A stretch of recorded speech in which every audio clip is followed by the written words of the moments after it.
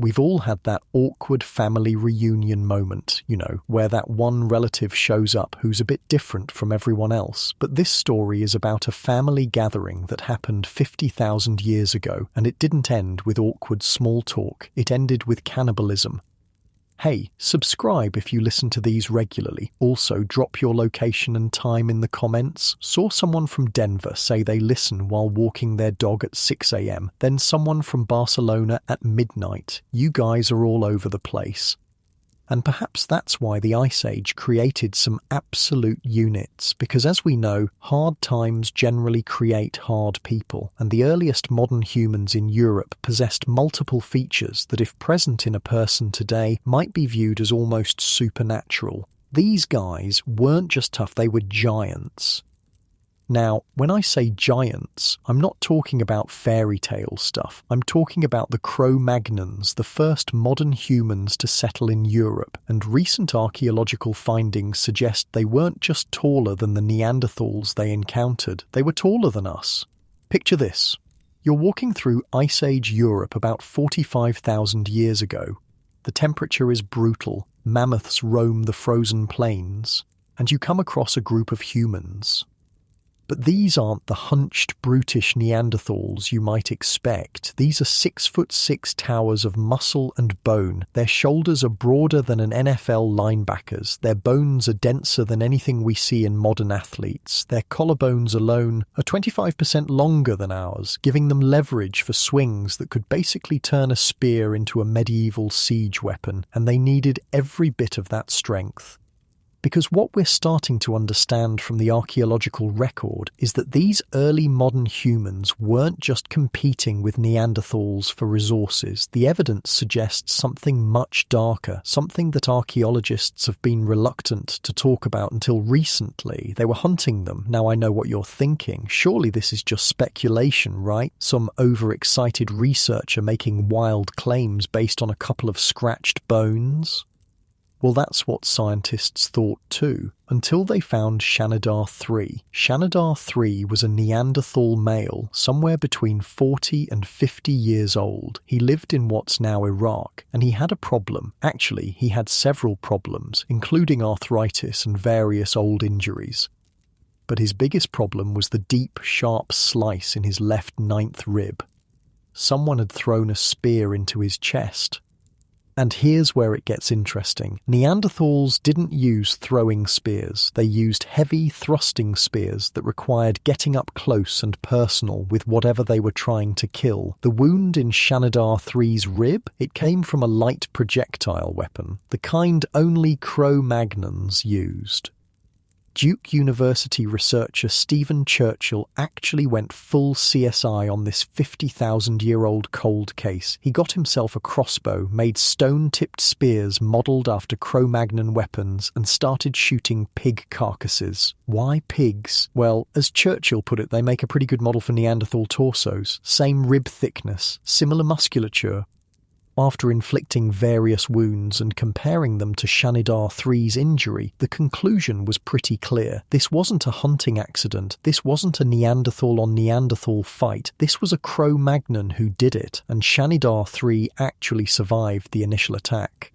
The wound showed signs of healing, suggesting he lived for at least a couple more weeks with that spear point, or possibly the whole spear stuck in his ribs. He was one tough guy. But he wasn't the only one. As we dig deeper into the archaeological record, we're finding more evidence of violent encounters between these two human species, and it's painting a picture that's pretty different from what we used to believe about our ancestors. See, for a long time, the story was that modern humans were just smarter than Neanderthals. We had better tools, better communication, better social structures, and eventually the Neanderthals just couldn't compete and faded away. Nice and clean, no blood on our hands. But the more we look at the actual evidence, the messier it gets. The Cro-Magnons who first entered Europe weren't like the humans who came later. These early guys were built different, literally. One population in Eastern Europe averaged between 5 feet 10 inches and 6 feet 2 inches, but that was just the average. Some individuals stood 6 feet 3 inches tall, in an age where the average human lifespan was under 40 years. Think about that for a second. These people were living in conditions that would kill most of us within weeks. No modern medicine, no reliable food sources, constant danger from predators and the environment, and they were growing to NBA heights. Their bones tell the story of their lifestyle. Every skeleton shows evidence of intense physical activity from childhood. The muscle attachment points on their bones are massive, suggesting they were ridiculously strong. One researcher calculated that a Cro-Magnon of the same height as a modern human would weigh 20% more, all muscle. These weren't just hunters, they were apex predators, and their prey included some of the most dangerous animals that ever lived: woolly mammoths, cave bears, lions, and possibly Neanderthals. Now, before we go further, let me be clear about something. When I talk about Cro-Magnons hunting Neanderthals, I'm not suggesting this was happening everywhere, all the time. The relationship between these two species was complicated, really complicated. In fact, we know they were doing more than just fighting. The DNA evidence shows that Cro-Magnons and Neanderthals were interbreeding. A skeleton found in Romania, known as Oase1, had about 9% Neanderthal DNA. That means one of his great-great-grandparents was basically a Neanderthal. So yeah, some of them were making love, not war. But here's the thing about human nature. We're perfectly capable of doing both, sometimes with the same group of people, and the evidence suggests that's exactly what was happening in Ice Age Europe. Different groups of Cro-Magnons probably had different relationships with their Neanderthal neighbours. Some traded, some mated, and some apparently hunted. The physical differences between the two species would have made for interesting encounters. Neanderthals were shorter but more heavily built. They were incredibly strong, with thick bones and massive muscles adapted for close combat hunting, but they were built for power, not speed.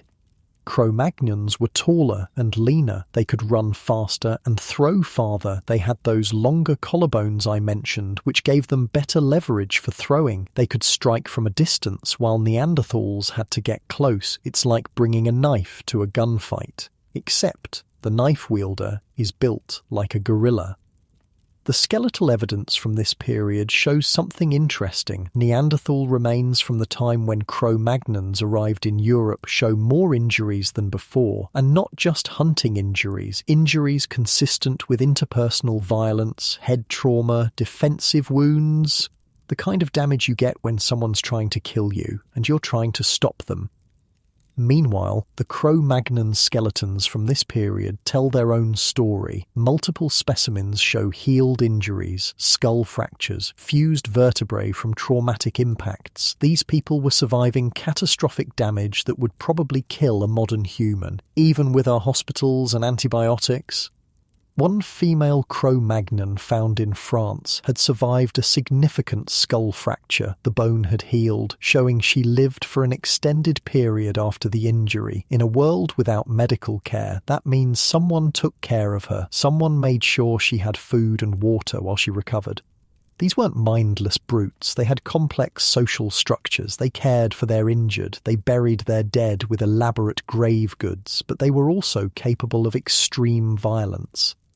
And sometimes that violence went beyond just killing. In the Guffs Cave in England, archaeologists found something that changed our understanding of Cro-Magnon behaviour. Human bones from about 14,700 years ago. But these weren't typical burial remains. These bones had been processed. Cut marks showed where flesh had been carefully removed. Long bones were cracked open to access the marrow. Skulls were shaped into cups or bowls.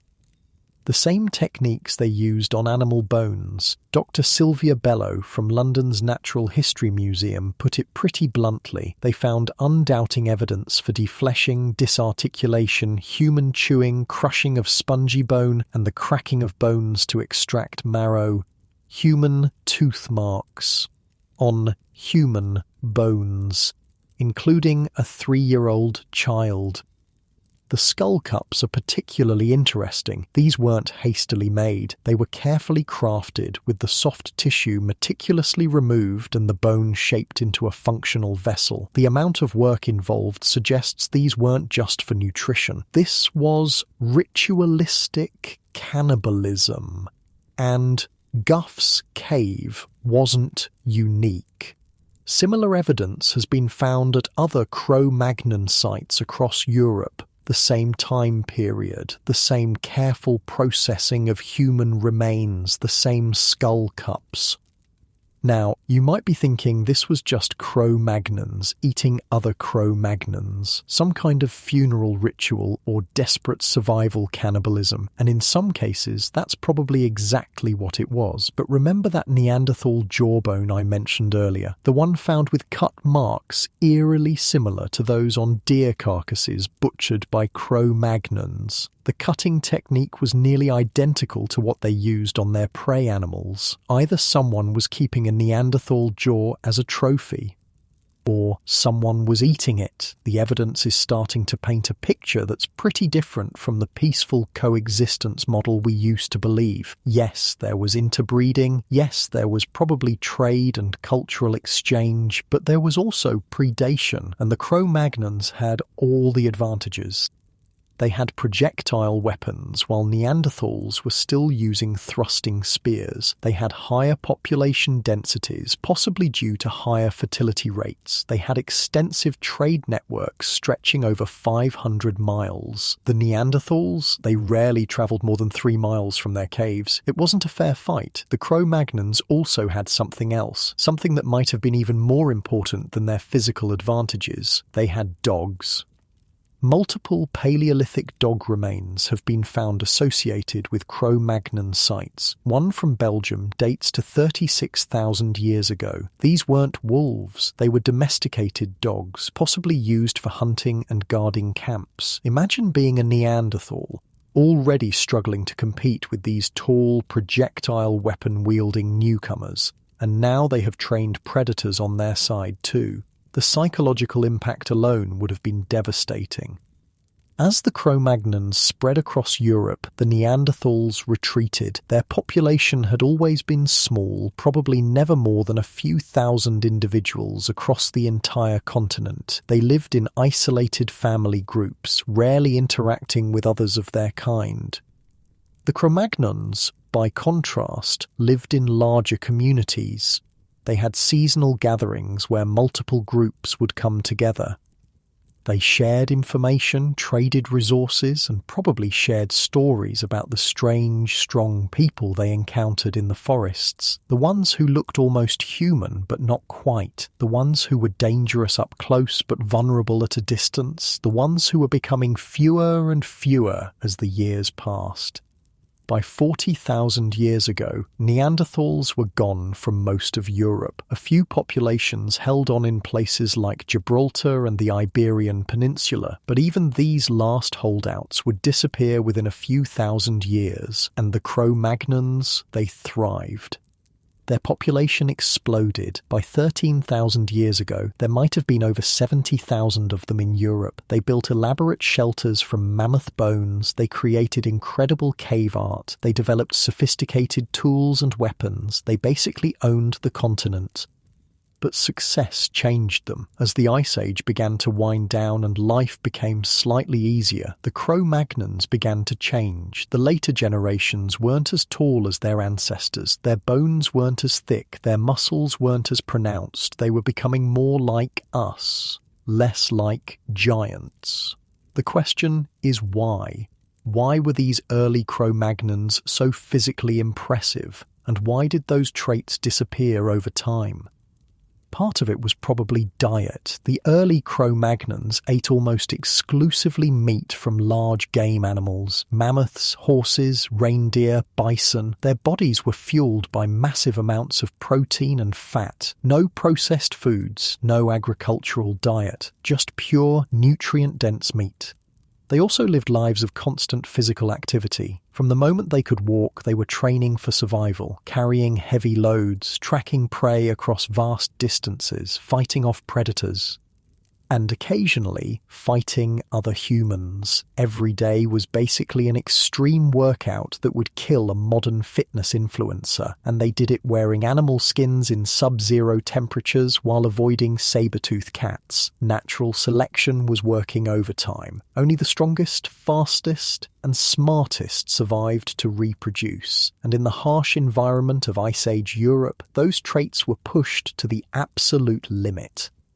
The result was a population of humans that were basically optimized for their environment, living weapons shaped by evolution. But here's where the story gets even more interesting, because as successful as the Cro-Magnons were, they weren't the only game in town. There were other populations of modern humans spreading across the world, and not all of them were giants.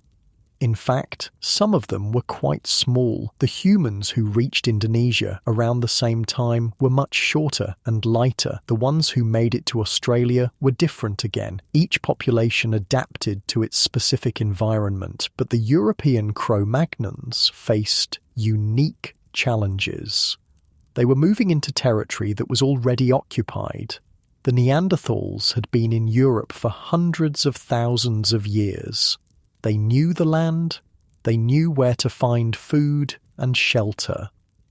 They were perfectly adapted to the cold. For the Cro-Magnons to succeed, they couldn't just be as good as the Neanderthals, they had to be better, and apparently they were. The evidence suggests that within just a few thousand years of arriving in Europe, Cro-Magnons had largely displaced the Neanderthals, not through some gradual process of competition, but through direct action. Whether that action was always violent is impossible to say, but the timing is suspicious. Neanderthals had survived multiple ice ages, countless climate changes, and competition from various predators. Then the Cro-Magnons show up, and suddenly they're gone. Some researchers have tried to argue that climate change killed the Neanderthals, or disease, or just bad luck. But the pattern is pretty clear. Wherever Cro-Magnons appeared, Neanderthals disappeared. Usually within a few thousand years. That's not climate change, that's replacement. And based on what we're finding at sites like Guff's Cave, that replacement might not have been peaceful. The cannibalism evidence is particularly troubling because it suggests a level of dehumanization. You don't typically eat people you see as equals. But wait, you might say, these were modern humans eating other modern humans at Guff's Cave. The Neanderthals were already long gone by then. True. But the behaviour patterns were already established. The Cro-Magnons who practiced cannibalism at Guff's Cave were the descendants of the ones who first encountered Neanderthals. The techniques they used, the skull cup manufacturing, the specific way they processed human remains. These weren't innovations, they were traditions passed down through generations like family recipes. Except instead of Grandma's secret sauce, it was how to properly clean a human skull for use as a drinking cup. The thing is, we have evidence that this behaviour went way back. The techniques found at Guff's Cave match those found at earlier sites from when Neanderthals were still around, which raises an uncomfortable question. If Cro-Magnons were already practicing ritualistic cannibalism 30,000 years ago, and the same techniques show up 14,000 years ago, what happened to all the bodies in between? We don't find them. Oh, we find some. Elaborate burials with grave goods and red ochre, but considering the population sizes we're talking about, we should find way more. Thousands more. Where did they go? Some researchers think they were left exposed, maybe on platforms or in trees. Sky burials? Basically, but there's another possibility, one that the cut marks on various bones keep suggesting they were consumed. Not all of them, obviously, but enough that it was a regular practice. And if they were doing this to their own dead, what were they doing to their enemies? To the Neanderthals? We actually have some hints. A Neanderthal jawbone with cut marks identical to those on prey animals. Neanderthal bones found mixed in with food waste at Cro-Magnon sites. Not buried. Not treated with respect. Thrown away with the garbage. Fernando Ramirez Rossi found something even more disturbing. He was comparing the jawbones of a Neanderthal child with those of Cro-Magnon children. Same site, same time period. The Neanderthal child's bones had been processed for consumption. The Cro-Magnon children's bones hadn't. Make of that what you will. Now, I want to be clear about something. I'm not saying all Cro-Magnons were cannibals who hunted Neanderthals for food. The evidence doesn't support that. What it does suggest is that some groups, in some places, at some times, did exactly that, and that's somehow worse. Because it means they had a choice. They could interact peacefully with Neanderthals, they could trade, interbreed, maybe even form alliances. We know this happened because of the genetic evidence.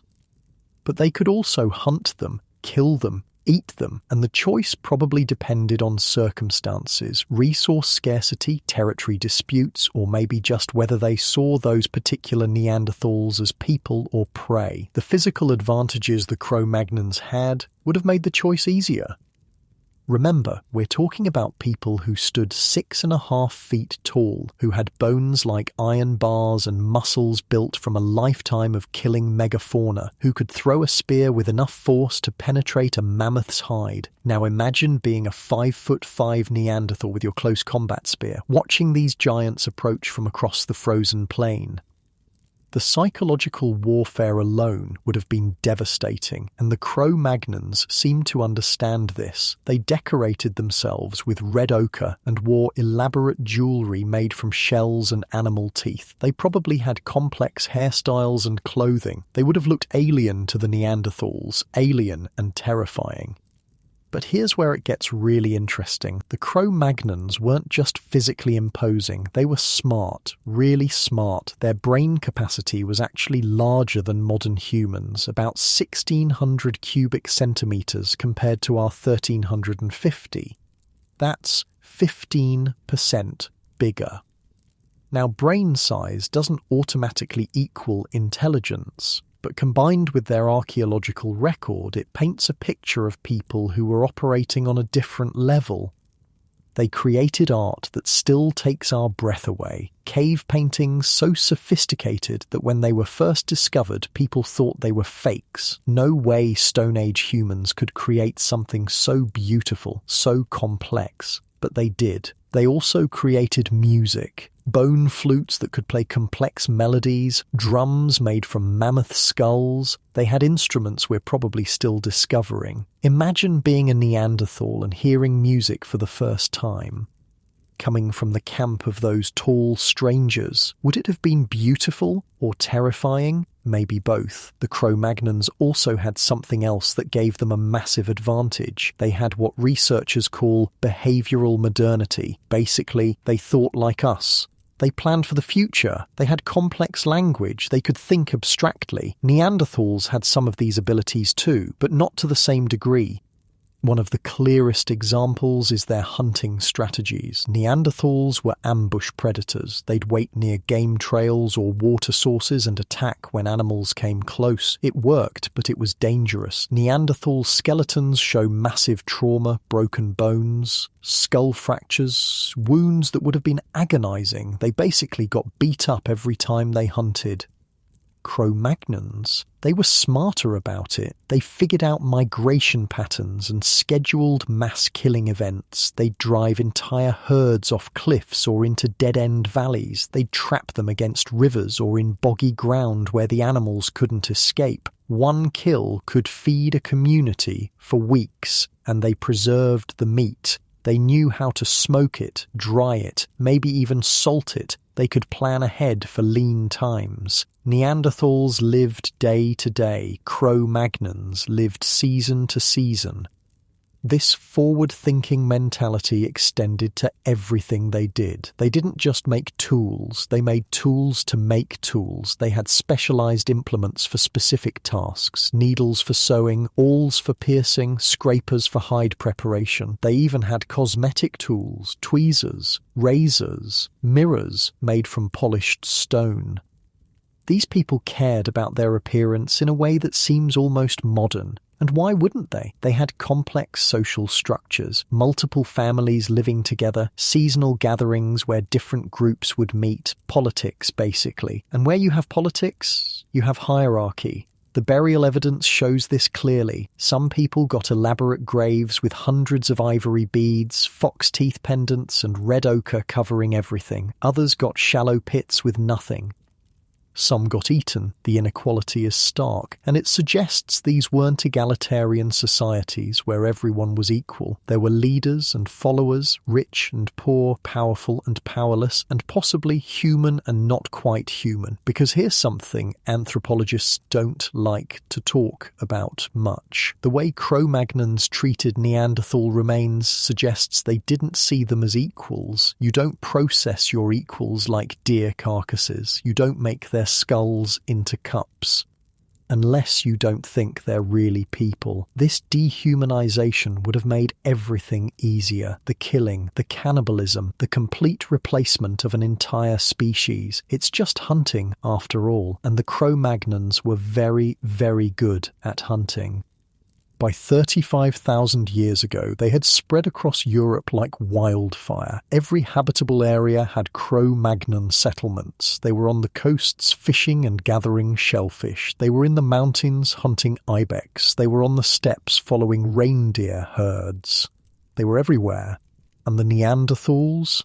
They were in pockets, isolated refuges in Spain and Croatia, a few holdouts in the Caucasus Mountains, dying breeds in a world that no longer belonged to them. The last confirmed Neanderthal site dates to about 28,000 years ago in Gibraltar. After that, nothing. They were gone. An entire species that had survived for hundreds of thousands of years, wiped out in less than 20,000 years after modern humans arrived. Some people want to believe it was a peaceful passing, that Neanderthals just couldn't compete economically with modern humans. They were outcompeted for resources and gradually faded away. Nice story.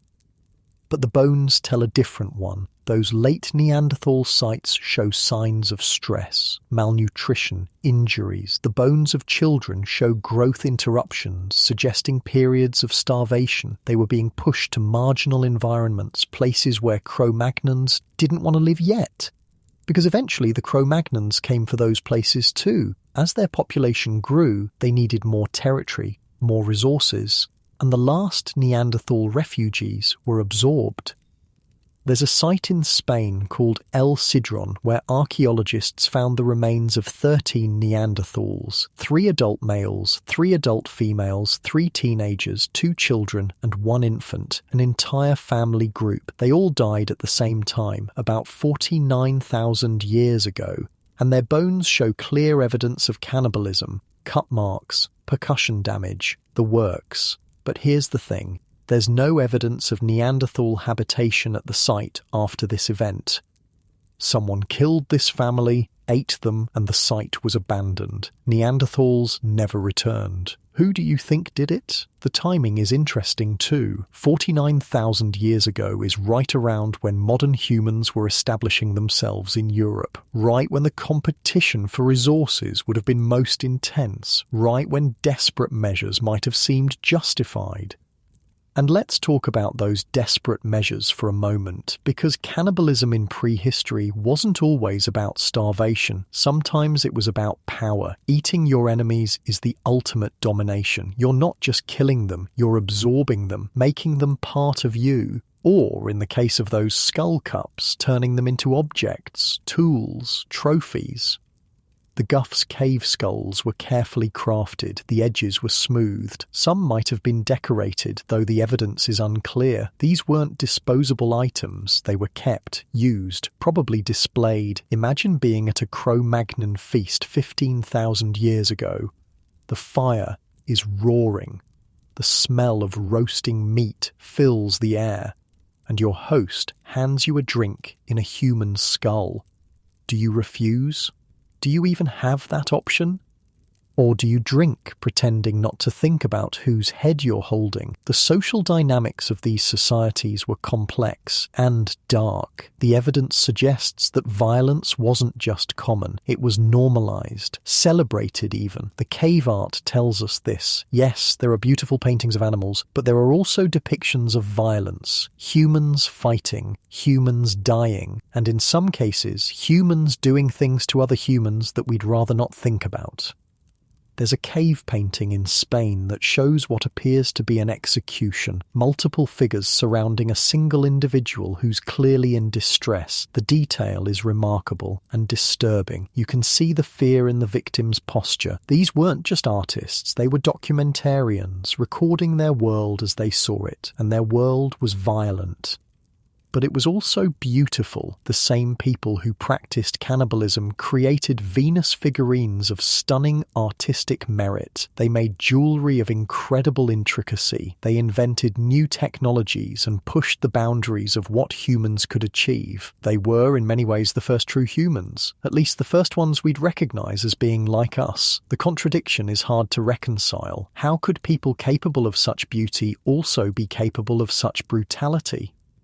But then again, look at our own history. We're not so different. The Cro-Magnons were products of their environment. They lived in a world where death was constant, where survival required extreme measures, where the difference between predator and prey could shift in an instant. And they adapted.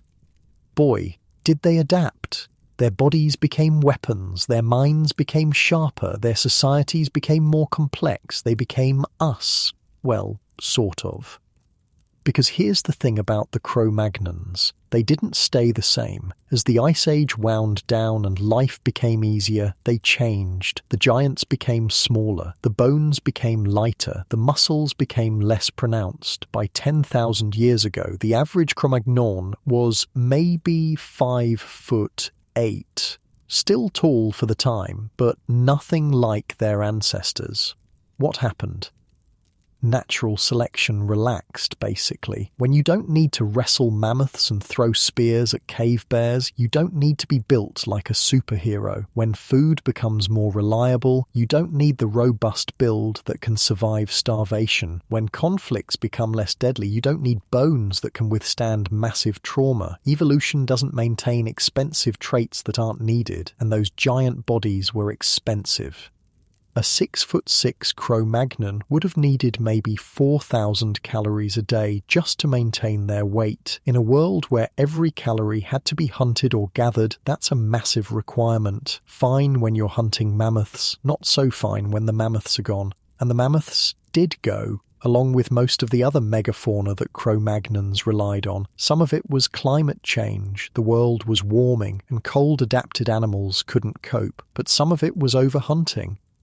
The Cro-Magnons were too successful. They'd spread across Europe and Asia, their population had exploded, and they'd killed everything worth killing, including possibly the last mammoths. There's good evidence that humans were responsible for many of the megafaunal extinctions at the end of the Ice Age. Wherever humans showed up, large animals disappeared. Australia, Americas, Europe, same pattern everywhere. We were too good at killing.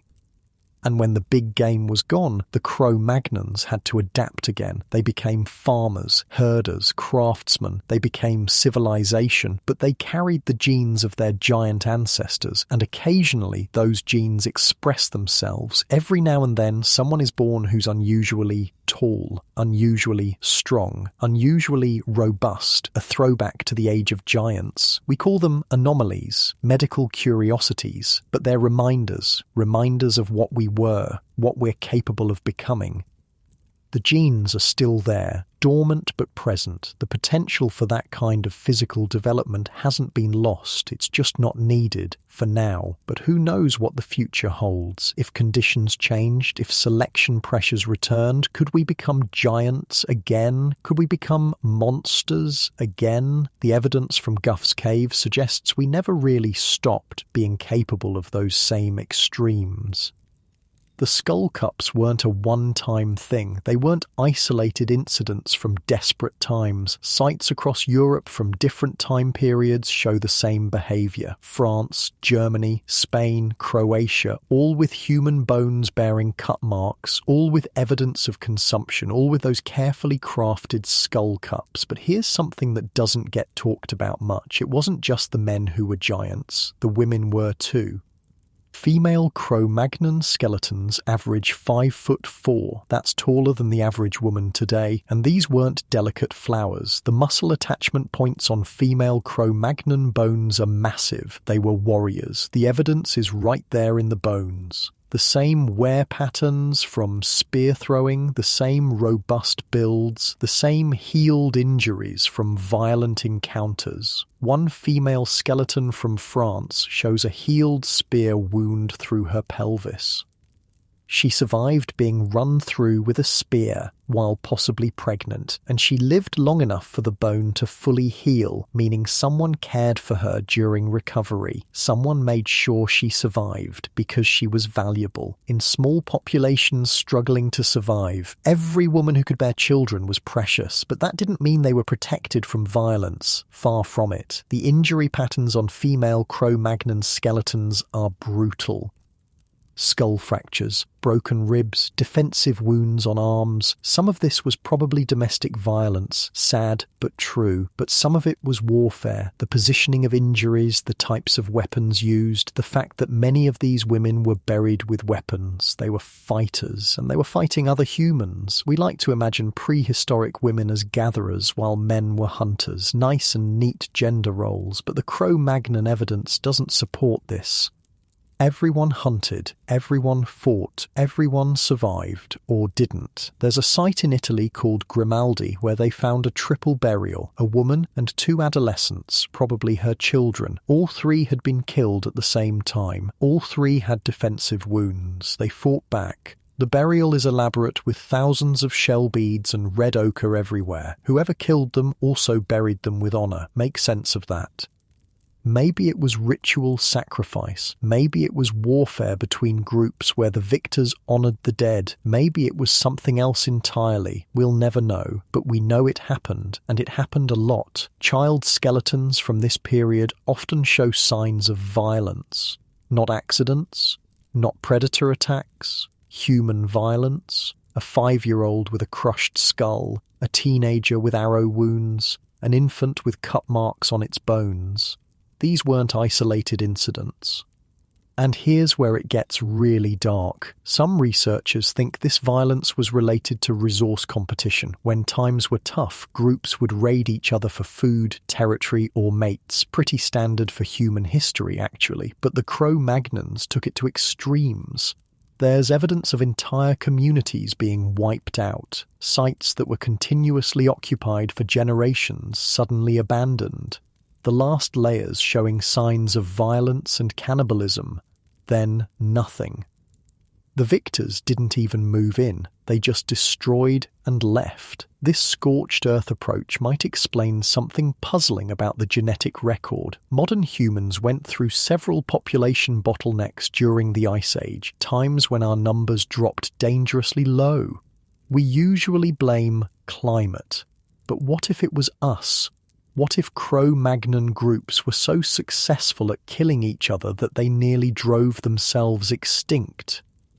It wouldn't be the first time humans almost wiped themselves out through warfare, and with the weapons and tactics available to Cro-Magnons, a few particularly violent conflicts could have devastated entire regions. Remember, we're talking about people who could throw spears with lethal force at 50 yards, who had dogs that could track enemies for miles, who knew how to preserve food for long campaigns.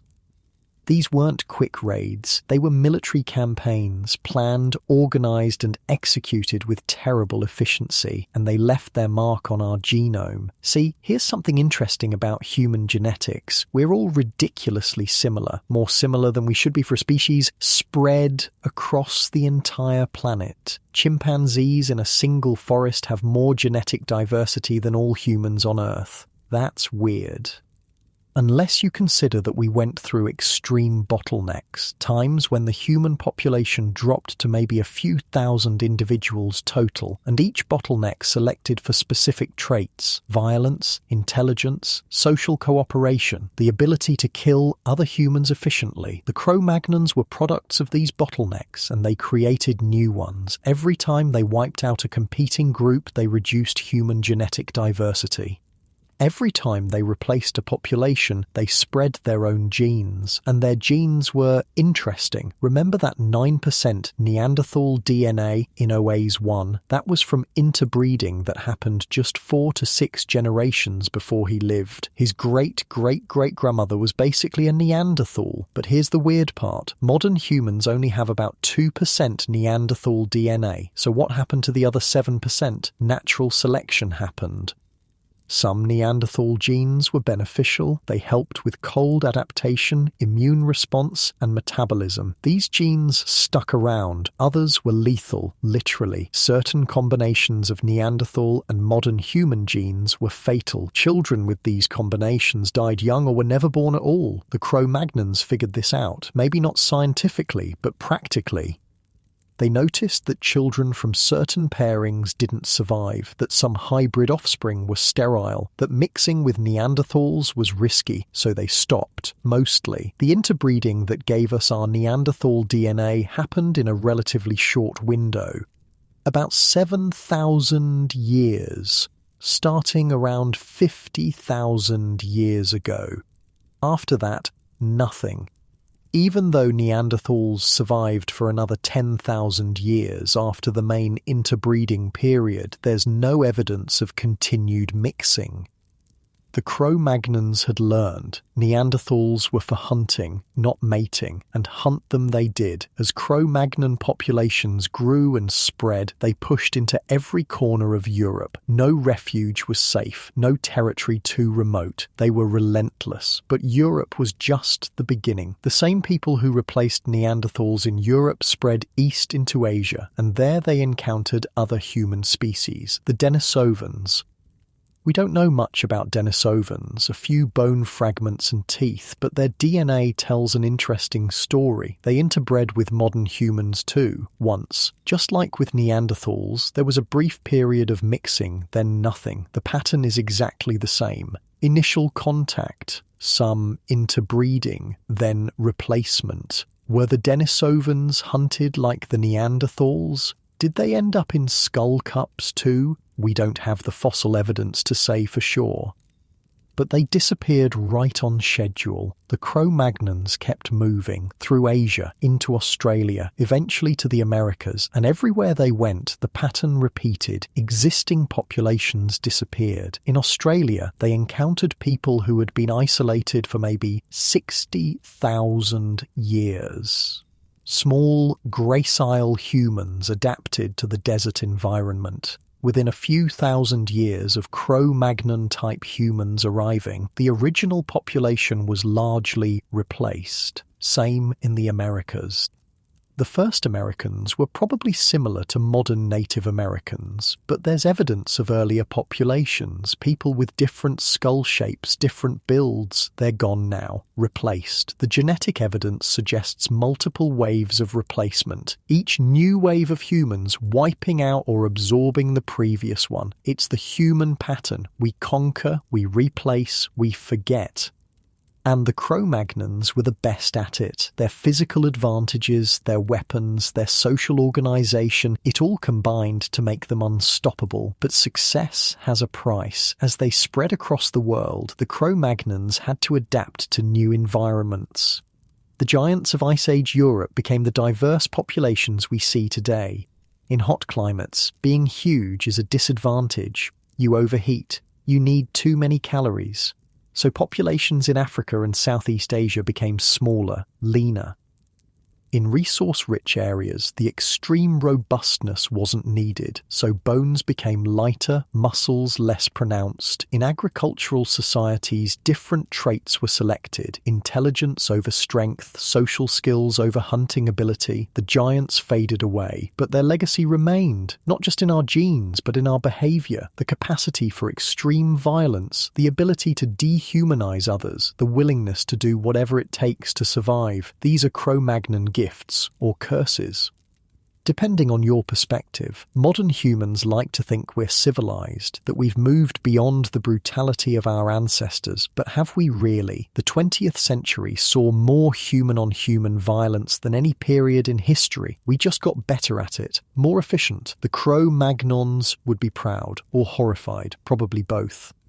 Because here's the thing about the Cro-Magnons. They weren't monsters, they were people. People facing extreme circumstances with the tools available to them. Would we have done differently in their place? Would we have been kinder to the Neanderthals? Would we have shared resources during the harsh Ice Age winters? Would we have resisted the temptation to take what we needed by force? I'd like to think so, but history suggests otherwise.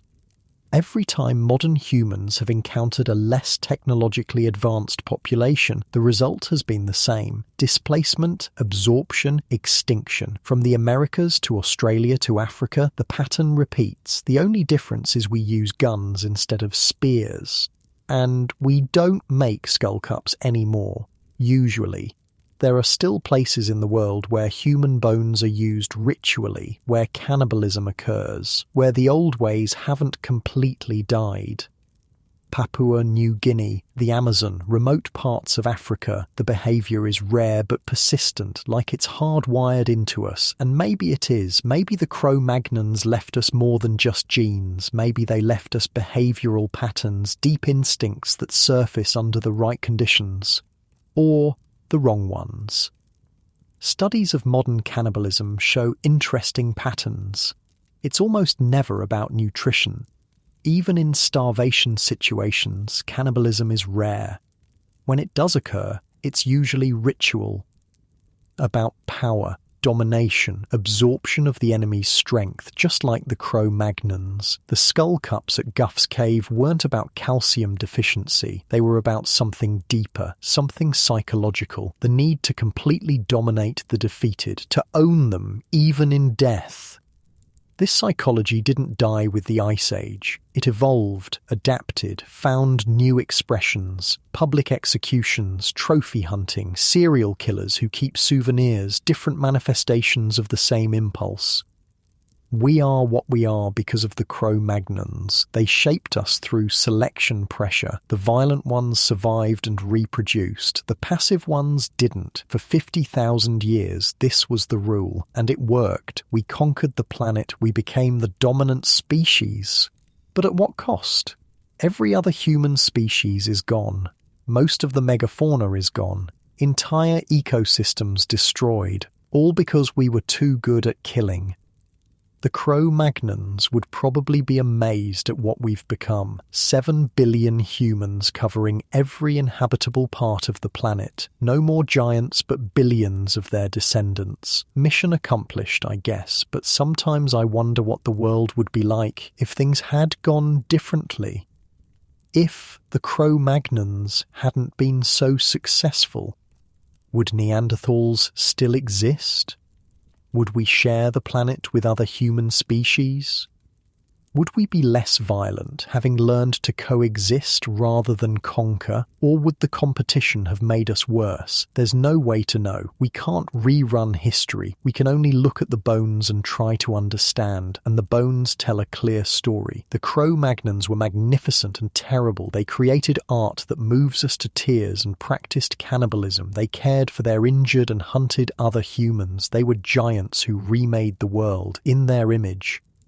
We carry their legacy in every cell of our bodies. Their genes influence our height, our build, our immune systems. But more than that, we carry their potential. Under the right conditions, we could become giants again. The genes are there, waiting. All it would take is the right selection pressure. Another ice age, a global catastrophe, resource scarcity, anything that favors size and strength over other traits. It's happened before in human history. The Vikings were notably taller than their contemporaries. So were the Plains Indians. Populations that relied on hunting and warfare grew larger. When the pressure disappeared, they shrank again. But the potential remains, hidden in our DNA like a sleeping giant. The Cro-Magnons aren't really gone. They're dormant, waiting for the world to need giants again. And given human nature, that day might come sooner than we think. Climate change, resource wars, social collapse, all could trigger selection for the old traits: strength, size, violence, the ability to do whatever it takes to survive, including eating your enemies. The thought should horrify us, and it does. But there's something else too. A tiny part of our brain that understands, that recognizes the logic in extreme circumstances, extreme measures. That's the Cro-Magnon whisper in our genes, the giant inside waiting to wake up. Most of us will never hear it. We'll live our comfortable lives, buy our food at stores, settle our disputes with words. But for some, the whisper becomes a shout. Soldiers in war zones, survivors of disasters, people pushed to the absolute edge. They tap into something ancient, something that remembers how to survive when civilization fails, something that knows how to make skull cups. Not that they would, probably, but the knowledge is there, encoded in our collective unconscious.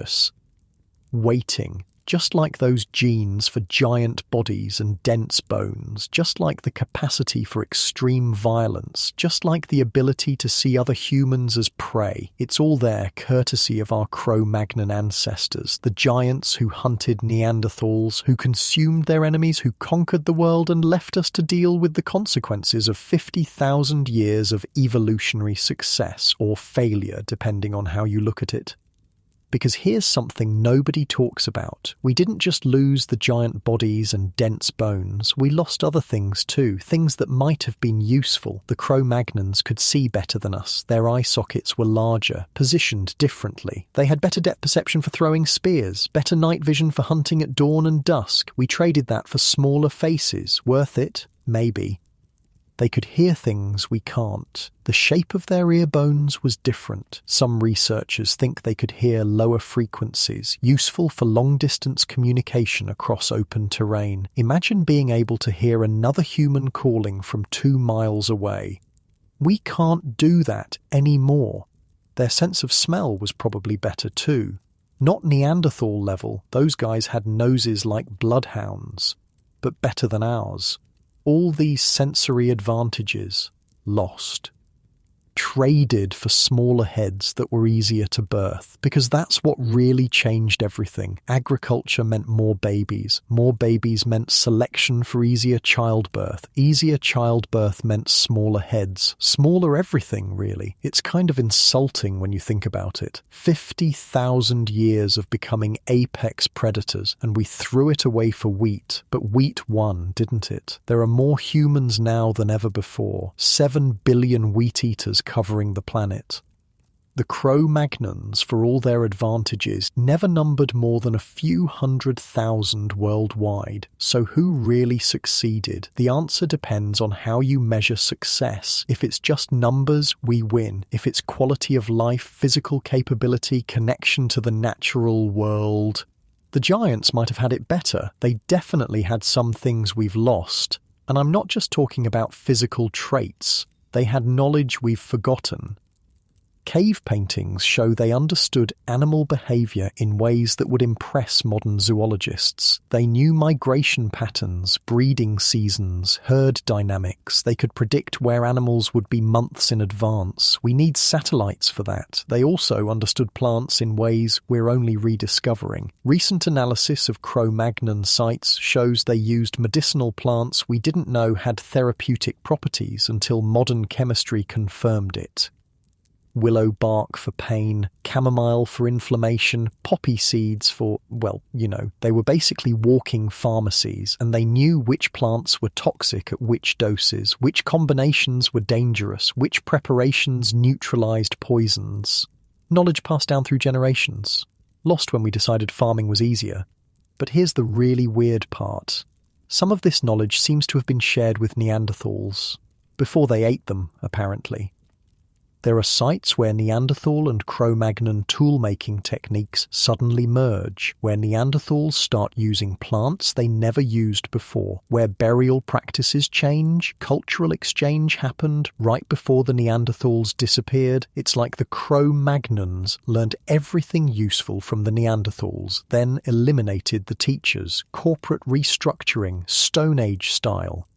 The Neanderthals probably didn't see it coming. They'd survived everything nature threw at them for 300,000 years. Ice ages, volcanic winters, cave bears. Then these tall guys show up with their fancy throwing spears and domesticated wolves. Game over, but not immediately. The replacement took thousands of years, generations of coexistence, conflict and occasional cooperation, long enough for stories to develop, myths, legends.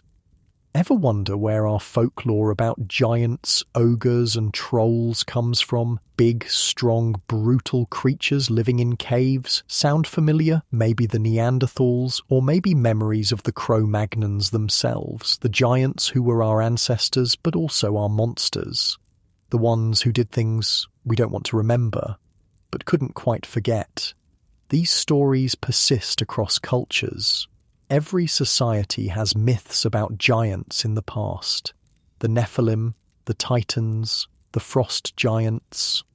Usually, they're defeated by smaller, cleverer humans. David and Goliath, basically, except in real history, Goliath won. The giants were us, and we defeated everyone else. Then we shrank and forgot we were ever giants at all, except for the bones. The bones remember, and occasionally they surface. Construction workers find a Cro-Magnon skeleton and freak out because it's too big to be human, must be a giant, must be a monster, must be anything but what it actually is. Us before we got comfortable. The DNA tells the same story. Genetic studies show that humans went through a massive change about 10,000 years ago. Right when agriculture started, we got shorter, our bones got thinner, our muscles shrank, but we also got sick. Arthritis, diabetes, heart disease, all the modern ailments, they show up right when we stopped being hunter-gatherers. The Cro-Magnons didn't have these problems. Their bones show trauma, sure. Injuries from hunting, fighting, falling off cliffs, but not the slow, degenerative diseases we suffer from. They lived hard and died young, but they were healthy until something killed them. We live long and die slowly. Progress? The trade-off is even visible in our teeth. Cro-Magnons had perfect teeth, straight, strong, no cavities. We need braces and dentists. Why? Because agricultural diets are basically sugar. Grains break down into glucose. Glucose feeds bacteria. Bacteria causes cavities. Also, soft foods don't require big jaws, so our jaws shrank faster than our teeth, leading to crowding. The Cro-Magnons never had to worry about wisdom teeth. They had room for them. They needed them for chewing through mammoth tendons and other things. The skull cups tell us something else about Cro-Magnon society. They weren't just randomly violent. The violence had rules, patterns, meaning. The same skulls that were turned into cups were sometimes engraved, art on human bone. One skull from Guff's cave has geometric patterns carved into it. Zigzags and crosses, deliberate, decorative and deeply disturbing. Someone spent hours decorating a human skull after eating the owner. This wasn't desperation, this was culture, dark, twisted culture, but culture nonetheless, and it spread. The same skull cup traditions show up across thousands of miles and thousands of years. From Britain to Russia, the practice was remarkably consistent. That means information was flowing between groups, trade networks, seasonal gatherings, intermarriage between bands. The Cro-Magnons weren't isolated savages. They were connected, communicating, sharing ideas. Including ideas about what to do with defeated enemies. The consistency is actually creepy, like they had a manual, how to process your enemies, a Cro-Magnon guide. Step 1, remove soft tissue. Step 2, extract brain. Step 3, shape skull into cup. Step 4, smooth edges. Step 5, decorate if desired. The same process everywhere, like a franchise operation. Meccanables. Too dark? Maybe, but the evidence is what it is. And speaking of evidence, let's talk about something researchers really don't like discussing: child sacrifice. Multiple Cro-Magnon burial sites contain children with unusual treatment, not the casual disposal of natural deaths. Elaborate burials with massive grave goods. A child in Russia buried with thousands of mammoth ivory beads. Each bead would have taken an hour to make, thousands of hours of work, buried with a dead kid. That's not normal grief, that's something else. Some researchers think these were children of high-status individuals, little princes and princesses. Others think it was sacrifice, the positions of the bodies, the grave goods, the fact that multiple children were sometimes buried together despite dying at different times. It points to ritual killing. The Cro-Magnons may have been feeding their gods the same way they fed themselves, with human flesh. The idea isn't as crazy as it sounds. Human sacrifice was practiced by cultures worldwide until very recently. The Aztecs, the Celts, the Vikings. Why not the Cro-Magnons? They had religion. The cave art proves that. Some paintings are in chambers so deep and difficult to reach that they must have had spiritual significance. Nobody's crawling through half a mile of tight caves just to doodle. These were sacred spaces. And what happened in sacred spaces? Rituals. The kind that might require special cups made from special materials, like human skulls. The connection between cannibalism and religion is uncomfortable but consistent. Many societies that practiced ritual cannibalism saw it as sacred, absorbing the strength of enemies, honoring the dead, communing with gods. The Cro-Magnons probably had their own justifications, their own beliefs about why it was necessary, maybe even noble. We'll never know what they told themselves, but we know they did it, repeatedly, deliberately, artistically, for thousands of years, until they didn't. The practice seems to fade as the Ice Age ends. The last skull cups are from about 12,000 years ago. After that, nothing. What changed? Maybe agriculture made it unnecessary. Steady food supplies meant less competition, less violence, less need for dramatic dominance displays.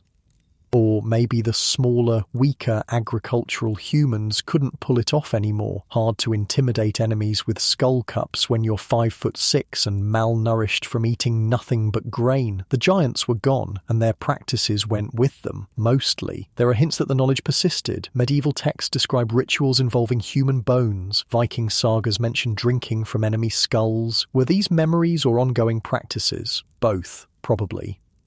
The behaviour was suppressed but not eliminated. It surfaced during times of stress, warfare, social breakdown, when civilization's mask slipped, like it did in the 20th century. The horrors of that era weren't new. They were old behaviours with new technology. The Cro-Magnons would have understood, maybe even approved. After all, they were winners, and winners write history, even prehistoric history. Everything we know about the Cro-Magnons comes from their perspective, their art, their burials, their tools. The Neanderthals didn't leave us their side of the story. They couldn't. They were too busy being processed into food and drinking vessels. But imagine if they had. What would Neanderthal cave art show? Tall, terrifying invaders with throwing spears and wolves, scenes of families fleeing into the mountains, the last stand at Gibraltar? We'll never know. The winners destroyed that evidence, or ate it. All we have is Cro-Magnon propaganda, beautiful paintings of animals they hunted to extinction, elaborate burials of people who practiced cannibalism, sophisticated tools used for killing and processing other humans. It's like judging a serial killer by their art collection. Sure, it's impressive, but it doesn't tell the whole story. The real story is written in DNA. Every non-African human carries the evidence. 2% Neanderthal genes, the calling card of the conquest. We're all part Neanderthal because our Cro-Magnon ancestors couldn't resist a little mixing before the massacre. Or maybe during. The timeline suggests both. And that 2% isn't random. It's specific genes that helped with survival, immune system genes, metabolism genes, cold adaptation genes. The Cro-Magnons kept what was useful. discarded the rest, like they did with everything else about Neanderthals. The knowledge they kept, the tool techniques absorbed, the people themselves deleted. It's the most successful genocide in history, so complete we didn't even know it happened until DNA sequencing came along. The Cro-Magnons got away with it. Their descendants, us, inherited a cleaned-up world. No competing human species. No awkward questions about what happened to them. Just us, alone, pretending we were always the only ones. But we weren't. And deep down, we know it. Why else would every culture have myths about other types of humans? Trolls, ogres, giants, little people. Genetic memory of a time when we weren't alone. When being human didn't mean being the only human, the Cro-Magnons ended that world. Through violence, cannibalism, and systematic replacement, they created the human monopoly we live in today. Should we thank them or curse them? Both, probably. They gave us the world but took away the diversity. They made us dominant but also lonely, the only conscious species on a planet full of animals, thanks to our giant cannibalistic ancestors, the ones who were too good at killing for their own good. And ours. The last true Cro-Magnons, the giants of the Ice Age, disappeared around 10,000 years ago. Not in some dramatic extinction event, not through war or catastrophe. They just gradually became us.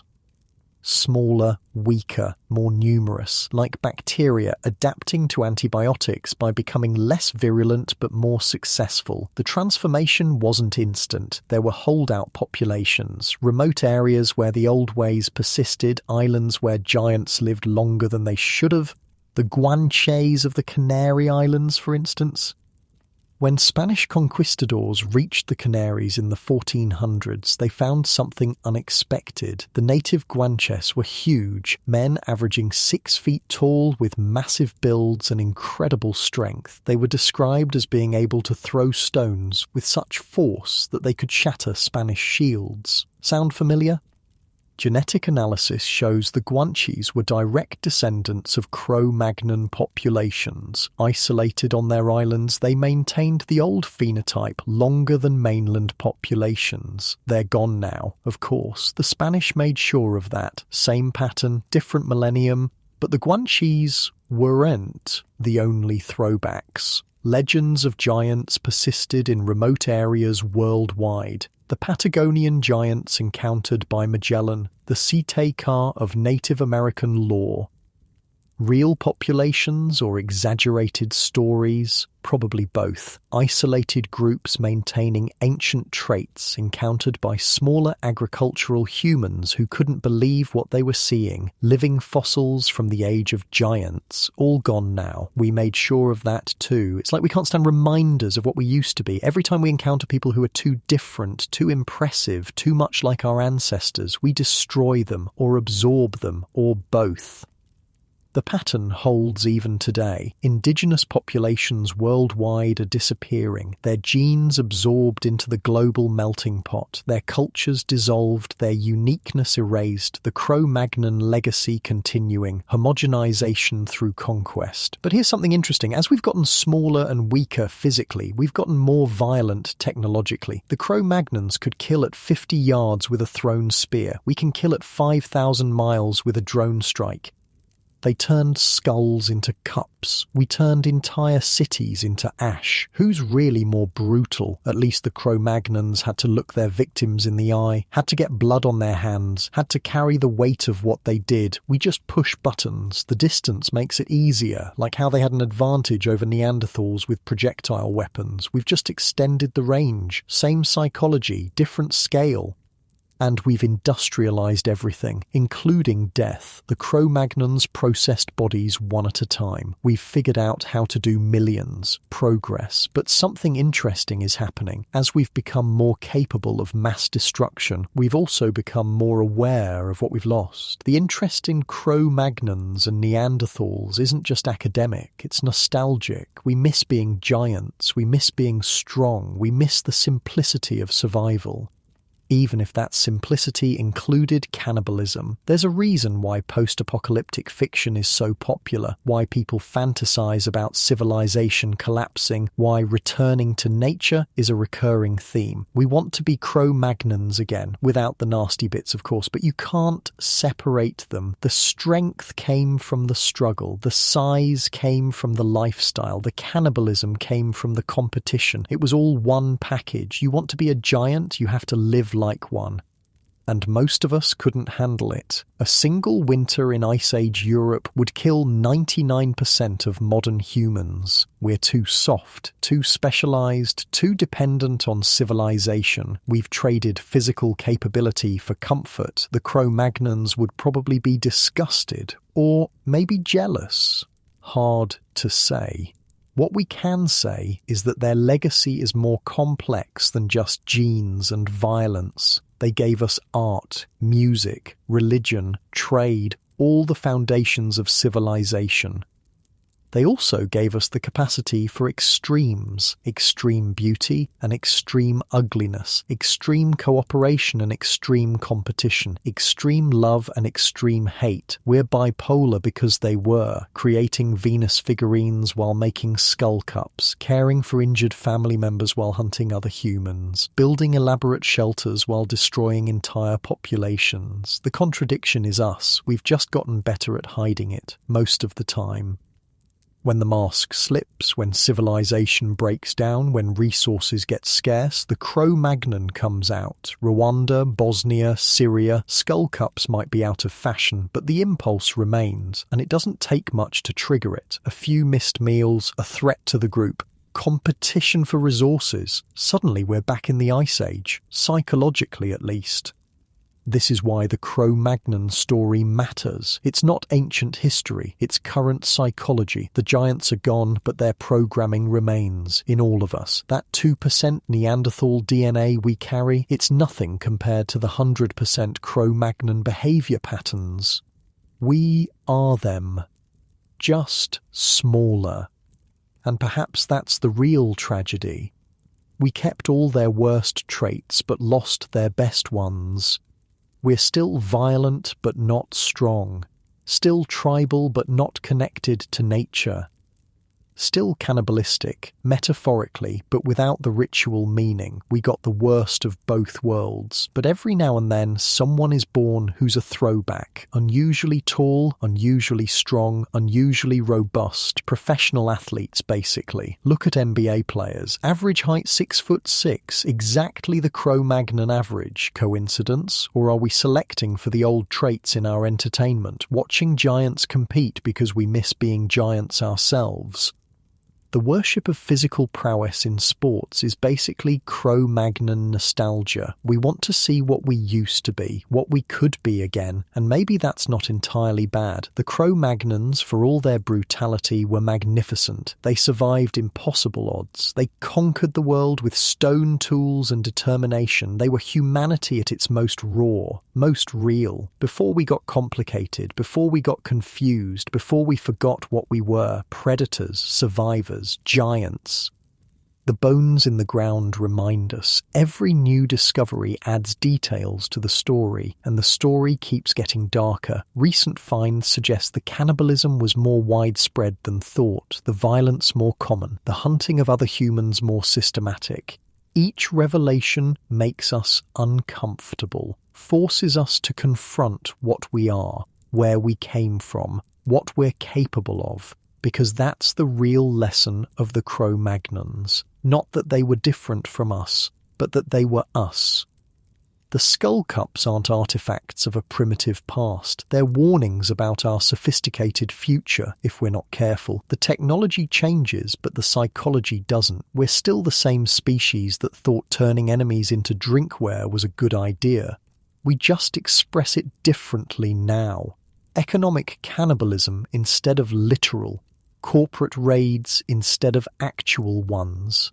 Hostile takeovers that would make the Cro-Magnons proud. Same behaviour, different expression. The giants never really left. They just put on suits and learned to hide their teeth, but the teeth are still there, sharp as ever, ready to bite when necessary, or when convenient, or when nobody's watching. The Cro-Magnons at least were honest about it. They didn't pretend to be civilized while practicing brutality. They owned what they were, apex predators in a predator's world. We pretend to be something else while doing the same things, which is more honest, more honorable, more human? The answer depends on how you define human. If it's just biology, we're identical to the Cro-Magnons. Same species, same brain, same potential. If it's behavior, we're their students, still learning their lessons, still following their patterns, still making skull cups, just metaphorically. Usually. The recent discoveries keep pushing the timeline back. The cannibalism started earlier than thought. The violence was more organized. The hunting more deliberate.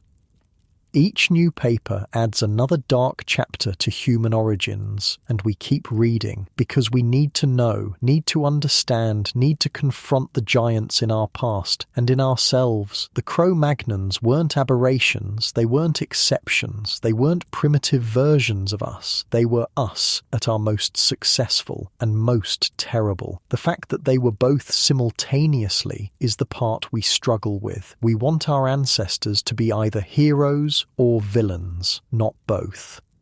But both is what they were, what we are. The giants who created art and ate people, who loved their children and hunted their neighbours, who built civilization's foundations with bloody hands. That's our heritage, our burden, our potential. The bones don't lie, the DNA doesn't lie, the behavioural patterns don't lie. We are the children of giants, cannibalistic, creative, conquering giants, who shrank but didn't change. Not really, not where it counts. In the deep parts of our brains where decisions get made before consciousness catches up, where instincts live, where the Cro-Magnon still rules, that's where the giant sleeps, waiting for the right circumstances to wake up, to stand tall again, to do what giants do. Whatever it takes to survive, including things we don't want to think about, things we've done before, things we'll do again if pushed. The skull cups aren't history, they're prophecy. Unless we remember what we are, accept it, account for it, build civilization strong enough to contain the giant, to channel it productively, to prevent its worst expressions, but that requires honesty about our nature, and we're not good at that. We prefer comfortable lies to uncomfortable truths. The Cro-Magnons were at least honest. They knew what they were, owned it, lived it, died by it. We pretend to be something else, something better, something evolved. But evolution doesn't work that fast. 50,000 years is nothing in evolutionary time. A blink, a heartbeat, not nearly enough to change what we fundamentally are. The giants who conquered the world, one skull at a time. The evidence is everywhere if you look. In our genes, in our behavior, in our potential for both greatness and horror. We are Cro-Magnon, all of us. The businessman ruthlessly destroying competition, the soldier following orders, the survivor doing whatever it takes, all channeling their inner giant, the one with the spear and the skull cup, the one who would eat you if necessary, or convenient, or traditional. The reasons matter less than the capability, and we're all capable, given the right circumstances, or wrong ones. That's the Cro-Magnon truth, the one written in bones and blood across 50,000 years. We are magnificent. We are terrible. We are giants who learned to hide, but not to change. Not really. The bones know. The DNA knows. And deep down, in the parts of ourselves we don't like to examine, we know too. We are the giants. We are the hunters. We are the cannibals. We are the survivors who did whatever it took, and would do it again. The skull cups are empty now. Museums display them behind glass with careful labels about primitive behavior, as if it's all in the past. As if we've moved beyond such things, as if the giants are really gone, but they're not gone. They're us, smaller, weaker, more numerous, but still capable of terrible things, still willing to do them, still human in all the worst ways and best. The Cro-Magnons gave us everything: art, music, language, civilization, and cannibalism, genocide, systematic violence, the complete package, the human package. Take it or leave it. But you can't separate the parts, can't keep the good and discard the bad. It's all connected, all necessary, all us. The giants didn't disappear, they evolved into us, and we carry their legacy in every cell, every thought, every capability, the good and the bad, the beautiful and the terrible, the divine and the monstrous. That's what it means to be human, to be Cro-Magnon, to be giants who remember being tall, even if we've forgotten why we shrank. Even if we've forgotten what we did, even if we've forgotten what we're capable of, the bones remember, they always remember, and sometimes, late at night, when civilization feels thin and the old instincts stir, we remember too, the giant inside, waiting, patient, ready, for whatever comes next, whatever it takes, whatever we need to survive, or thrive, or dominate, like giants do, like we did, like we will again, if necessary. The Cro-Magnons taught us that, taught us well. Too well, maybe, but it's too late to unlearn now. The giant is awake, has been all along. We just got better at pretending it's asleep, but pretending doesn't make it true. The skull cups know, the bones know, we know, we've always known. We are the giants who hunted Neanderthals, who ate their enemies, who conquered the world, who became us, smaller, but not different, never different, just better at hiding what we are, until we're not, until the mask slips. Until the giant shows itself, then everyone remembers what we are, what we've always been, the children of Cro-Magnon, the heirs of giants, the ones who did terrible things, and would do them again, given the chance, or the need, or the excuse. That's our inheritance, our burden, our truth. Written in bones 50,000 years old, still fresh, still relevant, still us. The giants never left. They just learned to whisper instead of roar, but the roar is still there, waiting for its moment, its time, its return, and when it comes, we'll remember everything: the hunting, the killing, the consuming, the skull cups raised in victory or necessity or tradition, or just because we can, because we're giants, always have been, always will be, no matter how small we've become. The giant remains in our bones, in our blood, in our deepest nature, waiting for the world to need giants again, waiting for us to remember what we are. What we've always been, the apex predators who wore human faces and made cups from their enemies' skulls. That's our story, our history, our future maybe, if we're not careful, or if we are. Either way, the giant waits, patient as stone, old as bones, real as the skull cups in museums, real as the genes in our cells, real as the violence in our hearts. The Cro-Magnons' greatest trick wasn't conquering the world, it was convincing us they were gone. When really, they just became us, the giants who forgot they were tall, but kept all the terrible habits, just in case, for when the world needs giants again, or when we decide it does, which amounts to the same thing. The bones know the truth, they always have. We are the giants, we are the hunters, we are the survivors, we are Cro-Magnon forever.